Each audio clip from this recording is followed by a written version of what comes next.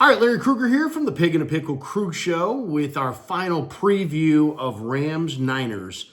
On a Thursday night, the Niners have to get this game against the Rams. All right, let's talk about a bunch of it. But first, let's tell you, we're brought to you by Pig and a Pickle, the best barbecue in all of Northern California. Check them out. They're in Emeryville and Corte Madera. They're open 7 days a week from 11 a.m. till 8 p.m. or until they run out. Go get the brisket chili. Go talk to Damon and Mary. Tell them that Krug sent you. And this video is also brought to you by Mancini's Sleep World. Mancini's is a proud sponsor of the Krug Show. They offer a 120-night guarantee with a range of brands and price points. With Mancini's, you get free next-day delivery.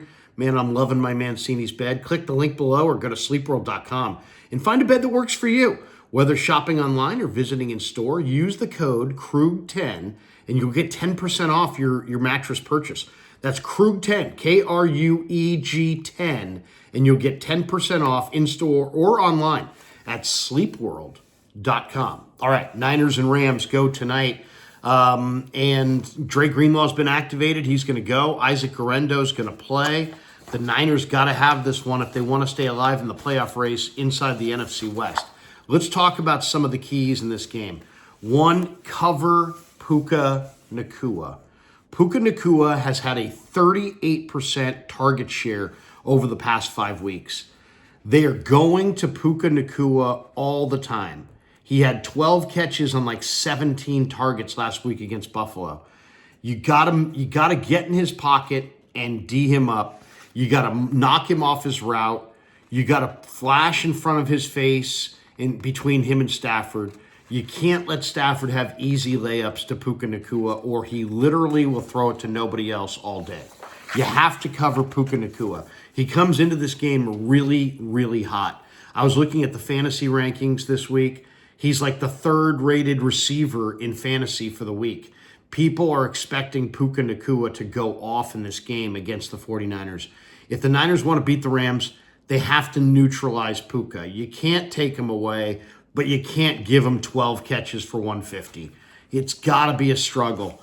You know, they defended him really well in the last game of the year last year because they didn't want him to break that rookie record on their field. He eventually did, but they made him do it in the second half.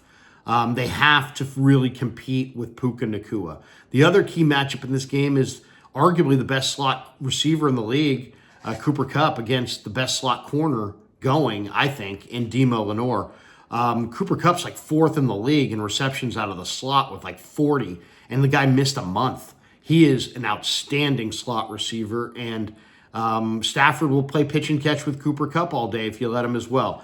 Demo Lenore, if you look at his rankings lined up in the slot, he's allowed 0 touchdowns, best in the league. He has 2 interceptions, third most in the league.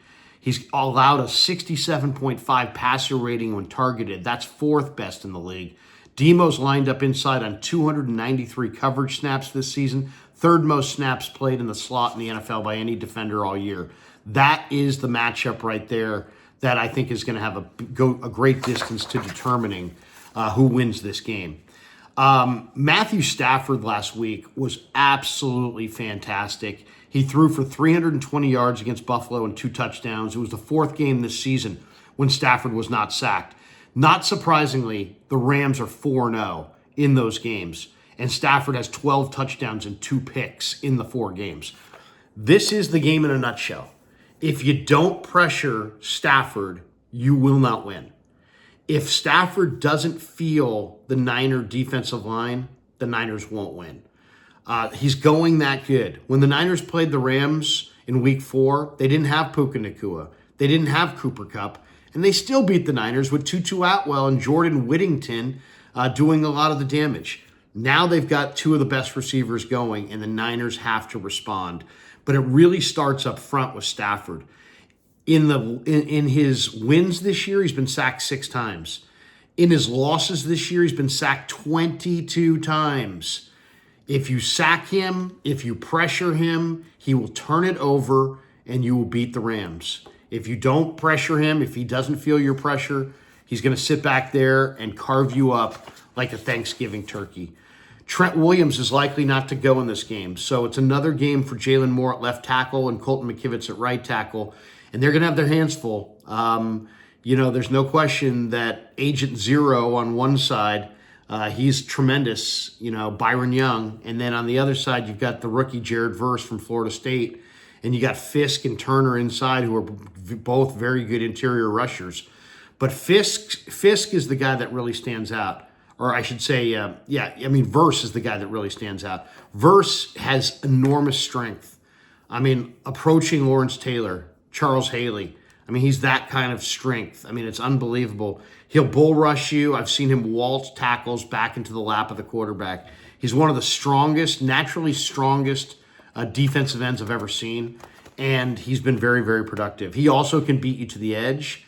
Agent Zero on the other side, Byron Young's a little bit more of a speed rusher, but he's a damn good one at that. And then Fisk inside leads them in sacks. He's got an unbelievable motor, and he just keeps coming. So the Niner offensive line has to play. They played well the last couple weeks for the most part. They need to play well in this game. The 49ers are favored by 3 points. The total is 49. 49ers are minus 155 favorites to win outright. The Rams are plus 130 to pull off the upset. I would say if there's one guy that you can almost guarantee is going to play big in this game for the 49ers, it's Juwan Jennings. Juwan Jennings is, one of the most underrated players in pro football. He has been outstanding for the 49ers this year. He has a 32% target share over the past 5 games. So he is the guy that Brock trusts with the game on the line. He's the guy Brock's going to go to in key third downs. The other key factor in this game, and we'll see if the Niners can do it, against the Bears, the Niners took away all of the Bears' explosives and had many of their own. The Niners had a ton of explosives in that game against the Bears, and the Bears had none. And that is going to be another key. Nobody really drives the football in the NFL. It's all about explosive plays. And if you can limit your opponent's explosives, you can really do some damage. I think it's going to be interesting to see a couple things. How both offensive lines fare. Last week was just the second time all season the Rams' offensive line was fully intact. And that was a critical factor for their success. They ran it successfully, or they ran it consistently at the Bills. And they stayed with the run. The one thing with the Rams is that they're going to stay with the run, and even if it's not working, even if it's not efficient, even if they're averaging 3 yards a pop, they're going to stay with the run. So you absolutely have to stop Kyren. You're not going to win this game if Kyren has a big day. So you got to absolutely stop Kyren as a runner, as a receiver. That's number one. And then it's all about putting pressure on Stafford. And if you can put pressure on Stafford, you got a great chance to beat the Rams. And if you can't put pressure on Stafford, it could really be a long day. Stafford is a tremendous player, and he's playing at a really, really high level. The other key factor, I think, for the Niners is they're in the red zone. Look for George Kittle. George Kittle has had 6 catches for 151 yards last week. He's got 516 receptions on his career, over 7,000 yards. George Kittle is having an amazing year. We've hit December, and he's still relatively healthy. He has 40 less receptions than Travis Kelce. Feed George Kittle the ball more. Kittle's got to touch the ball in the red zone every single time the Niners are in the red zone. If you're going to win or lose in the red zone, go down with your best. And who's your best? George Kittle, Juwan Jennings. That's your best. Go down with your best. Go down fighting. The other wild card factor in this game is Deebo Samuel. He ran his mouth. He talked a big game. He often backs it up with big games. He's had huge games against the Rams in the past. Deebo's mouth may have talked him into another big performance. To me, Deebo is the wild card factor in this game tonight. Shanahan is 10-6 against Sean McVay.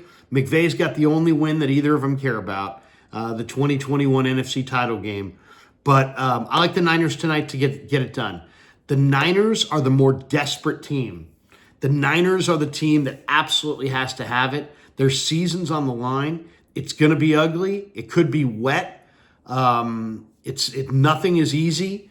But I'm going to say 27-24 Niners. They win it on a Jake Moody 50-plus yard field goal in the rain at the end.